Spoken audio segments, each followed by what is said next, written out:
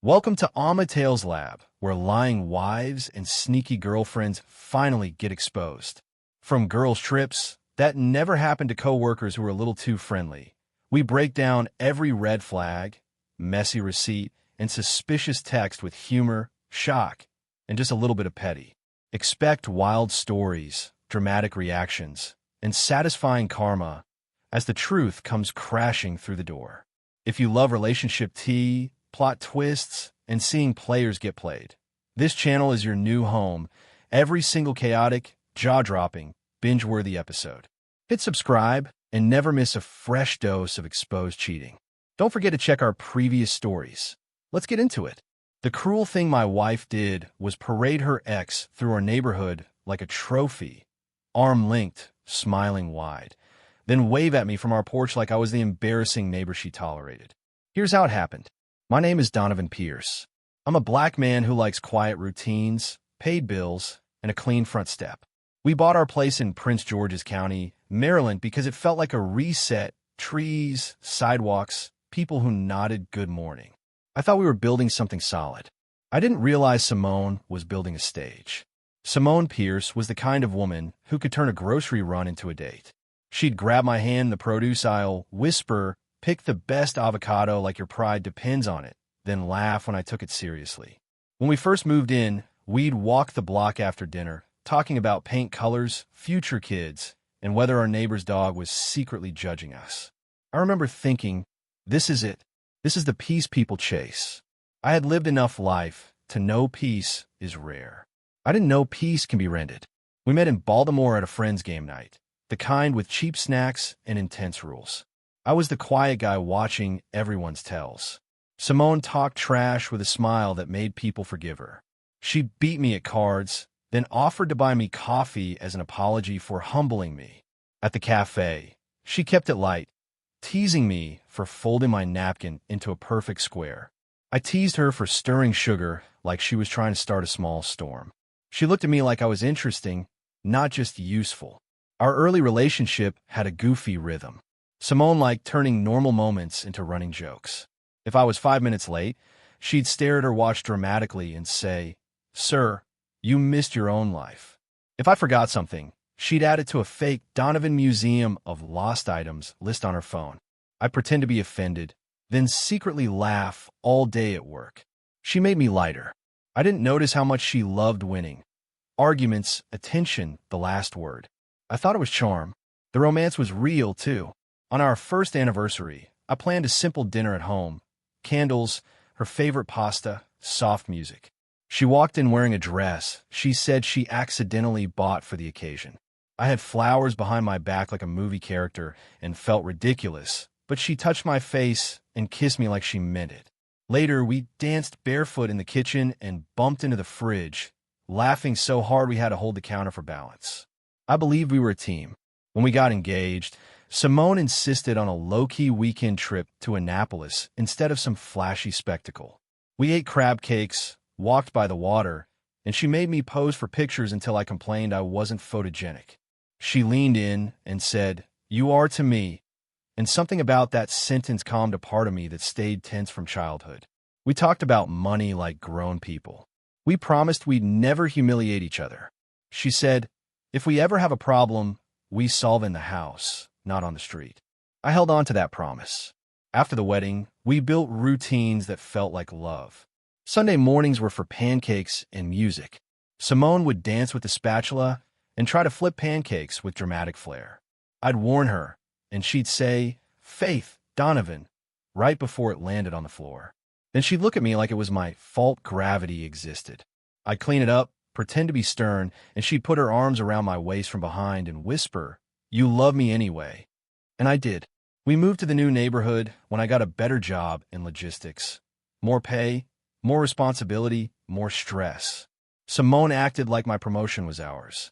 She threw a small housewarming, made friends fast, and remembered everyone's names like it was a sport. I admire that. I'm steadier than social. I like one-on-one conversations, not crowds. Simone could light up a room, and I liked being the person she came home to afterward. I didn't know she also liked having an audience. I thought she just liked people. The funny moments kept us close. One night, the power went out during a storm. We lit candles and played Guess the Movie by describing scenes badly.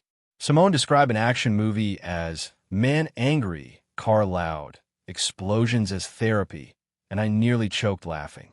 She described my favorite romance as two stubborn people make eye contact aggressively until love happens. I told her she was disrespectful. She bowed like a comedian and said, "Thank you. Thank you. I'll be here all week." It felt like being married to a best friend. Even the hard times felt manageable. When my workload got heavy, Simone would pack my lunch and slip notes inside. Sometimes sweet notes, sometimes jokes. Once she wrote, "Remember, you are not allergic to confrontation. You are just polite." I laughed, then stared at it longer than I expected. Simone liked bold moves. I like calm moves. We balanced each other until we didn't. Looking back, I can see little signs. The way she'd roll her eyes when I chose privacy over attention. The way she'd smirk when she got her way. The first crack came from a name I hadn't heard in years. Marcus Lane. Simone mentioned him casually, like a harmless memory. Marcus messaged me, she said, scrolling her phone. He saw my wedding picture and said congratulations. I asked who Marcus was, even though I already knew. She shrugged. My ex. It was forever ago. She said it with that practiced lightness that shuts down follow-up questions. I didn't want to be the suspicious husband. I told myself it meant nothing. Simone smiled like she'd won a point in a game I wasn't playing. Marcus showed up as a coincidence at first. Simone claimed she ran into him at a shopping center in Bowie. Then she bumped into him at a coffee shop in Largo. Each time she told the story with too much detail, like she'd rehearsed it. He looks the same, she said, eyes bright. Still funny. Still charming. I tried to match her energy, but something in me tightened. I asked why she kept running into him. Simone gave me a calm look and said, "Don't do that. Don't be insecure." Like I'd confessed to a crime.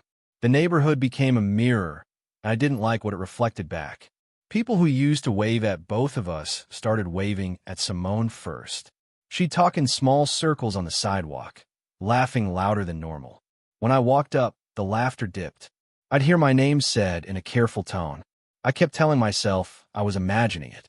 Work trained me to look for patterns, and marriage trained me to ignore them for peace.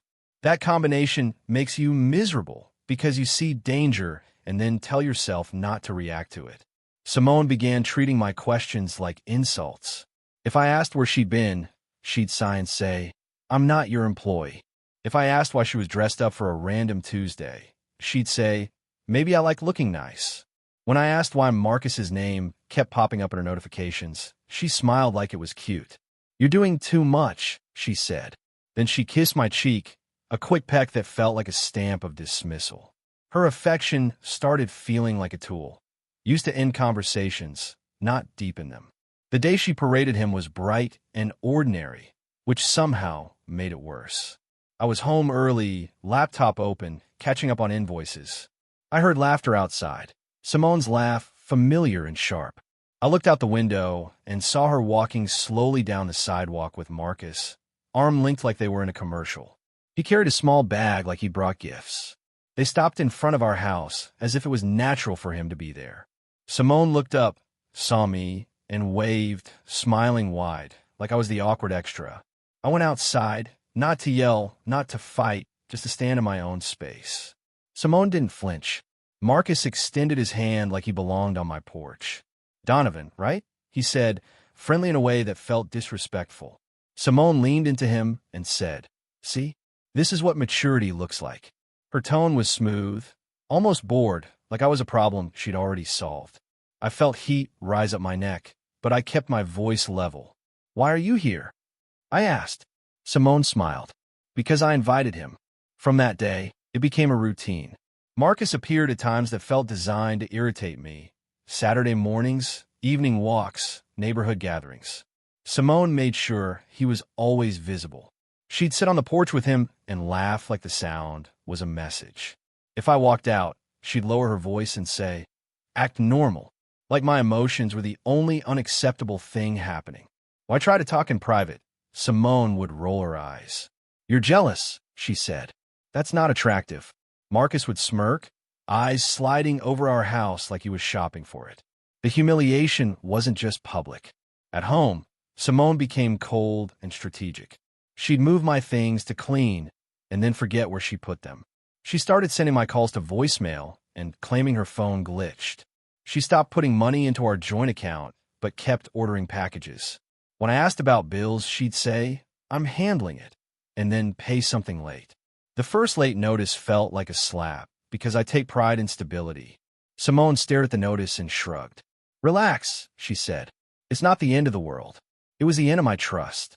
She recruited her mother, Cynthia Reynolds, like a backup singer for her cruelty. Cynthia started dropping by unannounced, looking around our house like she was inspecting a rental. "Simone says you've been stressed," she'd say, eyebrows lifted. "Try not to take it out on her." I'd stand there, confused, because I hadn't taken anything out on anyone. Simone would sit close to her mother and look relieved, like she'd been rescued from me.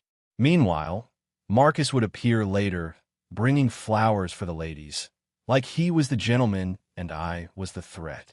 Simone never corrected the narrative. She enjoyed it. I tried to be the bigger person until I felt small. I cooked dinner. I cleaned. I kept my voice even. I even tried humor, because humor used to be our bridge. One night, I said, lightly, "So Marcus is part of the mortgage now?" Simone didn't laugh. She stared at me and said, "You're being petty." Then she turned to her phone, thumbs moving fast, smiling at something I couldn't see. I went to bed early and lay there listening to her laughter in the living room, the same laugh that used to belong to me. It felt like losing oxygen in slow motion. The neighborhood did what neighborhoods do. It picked a story and repeated it until it sounded like fact. People I'd helped with yard work started acting distant. A man down the block who used to chat about sports suddenly got busy when I walked up. Someone's wife asked Simone, loudly, at a cookout, "So, is Donovan doing better?" The way she said better made me want to leave my skin. Simone smiled and said, "We're working on it," like I was a renovation project. Marcus stood beside her, relaxed, enjoying the role of supportive friend. I wanted to shout the truth, but I knew shouting would be used as proof. Simone's cruelty sharpened when she realized I wouldn't explode. She needed me to perform, and I refused. So she started threatening my stability. "If you make this ugly," she said one night, "I'll tell everyone what you're really like." I asked calm, "What am I really like?" She smiled. "Unstable," she said. "Controlling. Cold." She listed lies like she'd been collecting them for months. Then she added casually, "And don't forget, the house is in both our names." She said it like a weapon. I realized then she wasn't just cheating. She was trying to replace me in my own life. Marcus began acting like he had authority. He'd park on my spot. He'd comment on my lawn. He'd call my porch our place when talking to Simone. Once I came home and found him inside, sitting on my kitchen island eating chips like he lived there. Simone didn't even look guilty. "He was nearby," she said. "I told him to wait here." I asked why he had a key. Simone blinked slowly. "Because I gave him one," she said. My mouth went dry. I looked at Marcus, expecting embarrassment. He grinned. "Makes things easier," he said. That was the moment I stopped trying to save my marriage and started trying to save myself. I slept in the guest room after that, not out of drama, out of survival. Simone mocked me for it. "Oh, look at you," she said, "so noble." She kept bringing Marcus around anyway. Late at night, I'd hear their laughter in the backyard, the patio light flipping on and off. I'd sit on the edge of the guest bed, hands folded, feeling a heavy shame I hadn't earned. I stopped eating well. I lost weight. People at work asked if I was okay. I told them I was tired. That was true, but not in the way they meant. I was tired of being erased while still living. The funny part, if it wasn't so painful, was that Simone still expected husband duties. She still expected me to fix the sink, handle the yard, cover the shortfall when bills came due. She treated me like a utility service with feelings she found inconvenient. One evening she asked, "Did you pay the HOA fee?" like nothing was wrong. I said yes. She nodded and said good. Then she smiled at her phone, and I saw Marcus's name at the top of her screen. I realized the humiliation wasn't a side effect. It was the point. She wanted me to feel replaceable while still carrying the load. I tried one last honest conversation because I owed my younger self the effort. I asked Simone to sit with me at the kitchen table. No yelling, no accusations, just the truth. I said, "This is destroying me. If you want out, say it.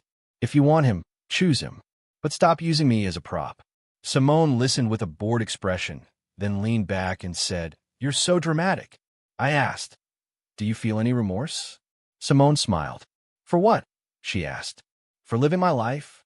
Then she stood up and walked away, leaving me at the table with my dignity shaking in my hands.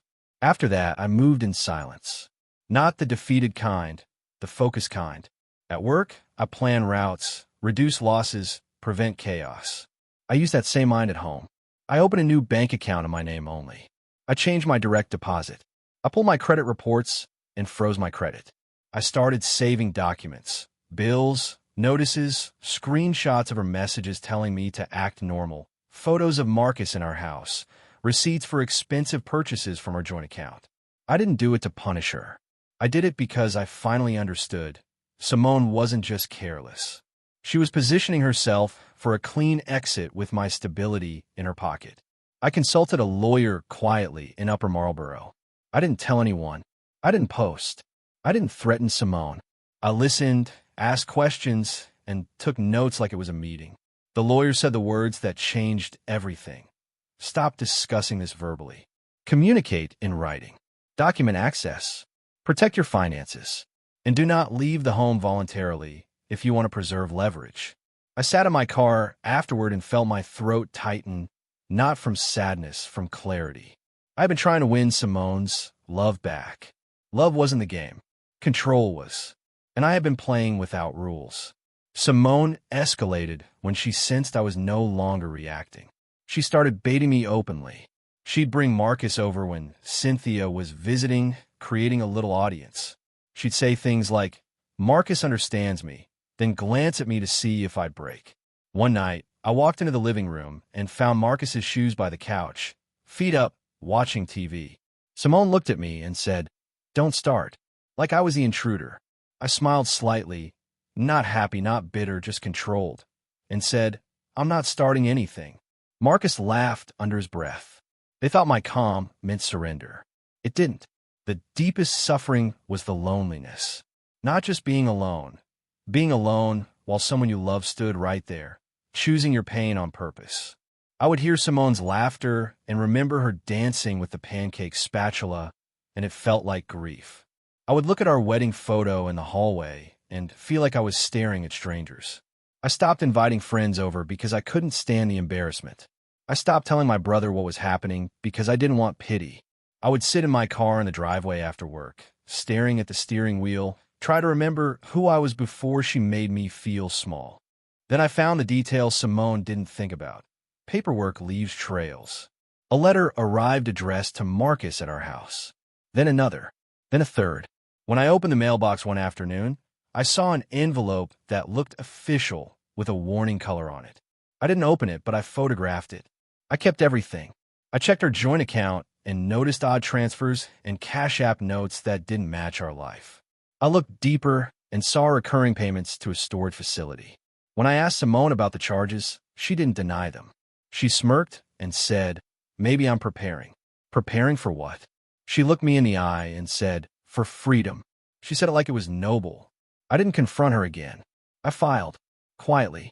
I followed my lawyer's guidance and filed for separation with requests that were practical, not emotional.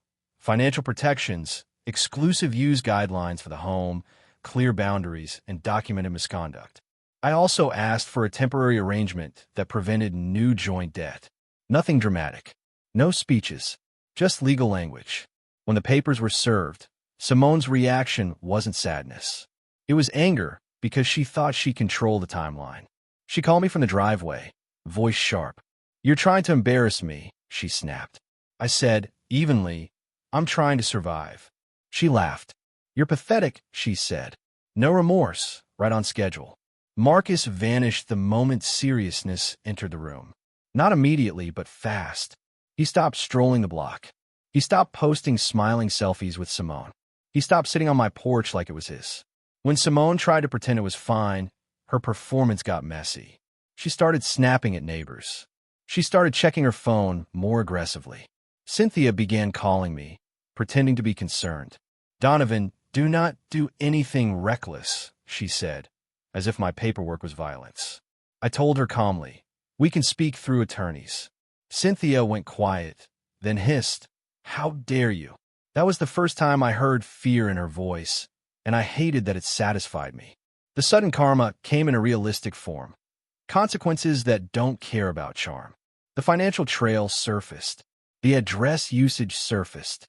The questionable transactions surfaced. Marcus had been using our home like a clean label, and Simone had allowed it because she liked the power and the attention. When collectors and official letters started multiplying, Simone couldn't smirk them away. She tried to make it my fault. "If you weren't so controlling, I wouldn't need help," she said. I didn't argue. I let the facts speak. The lawyer handled communication. Simone, who loved an audience, now had to face quiet rooms, offices, phone calls, paperwork. There's no applause and accountability. The neighborhood learned the truth the same way it learned the lie, slowly, through patterns. Marcus stopped showing up because he couldn't. Simone stopped sitting on the porch because she couldn't handle the looks. People who had avoided me started greeting me again with cautious smiles, like they were unsure how to apologize without admitting they believed her. I didn't give them a speech. I didn't need their validation. My peace wasn't going to depend on their opinions anymore. I waved, kept walking, and focused on my own front step. The funny part was watching Simone realize that the same neighbors she performed for weren't loyal fans. They were witnesses. Simone tried one final humiliation, and it failed. She showed up at a neighborhood gathering and loudly hinted that I was cold and emotionally abusive. She expected people to nod. Instead, a woman who had watched Marcus come and go said, quietly, "We saw what we saw, Simone." There was no shouting, just that sentence in a calm tone like a door closing. Simone's face tightened.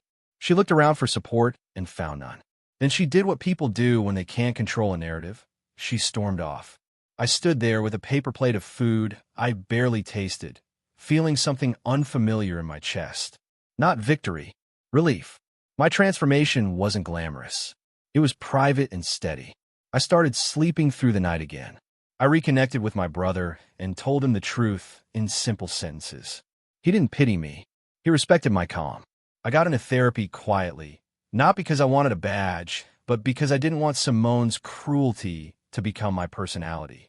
At work, I took on a bigger project and earned a promotion that came with flexibility and more pay. I didn't celebrate publicly. I bought myself a good suit, not for anyone else, just because I wanted to feel like myself again. I began to laugh at things without forcing it. The last romantic memory I kept wasn't the wedding or the vacations. It was a small, silly moment. Simone and I once sat on the porch at night, sharing a blanket, guessing which neighbor's porch light would flicker first. We made a whole contest of it and laughed quietly so we wouldn't disturb the street. I held that memory like proof I wasn't crazy for loving her. But I also learned a hard truth. Bliss doesn't excuse cruelty. Funny moments don't cancel disrespect.